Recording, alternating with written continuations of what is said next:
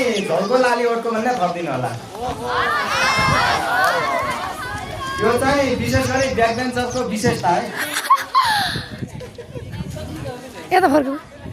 Last बेन्चमा बस mic नजिक लगा न। पातला अगला थिए लास्ट बेन्चमा बसे जहिले पातला अगला थिए बदम खान रेडी हुन्थे भाइनु उठाइदिए माइक नजिक के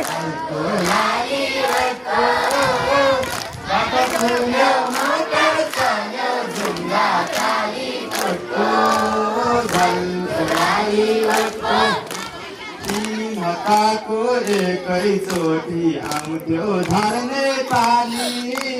3 हप्ताको एकैचोटि आउँथ्यो झर्ने पानी बदाम खाई बिहान चपर गर्थ्यौँ विषय भए खाली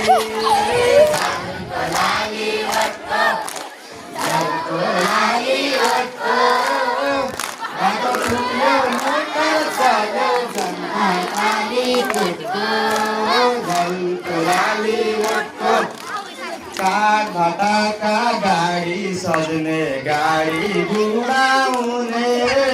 काठ भाटाका गाडी सज्ने गाडी बुढाउने ब्याकबेन्चरको विशेषतै हो बला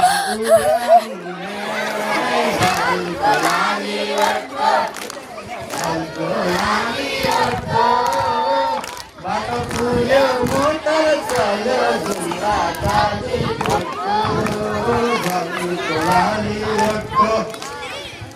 पढ्नमा त लास्टै थियौँ पछि अघि सर्ने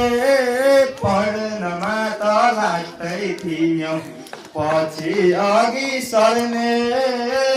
मुनि गर्ने नाम तिमीले भन्दा झनै हल्ला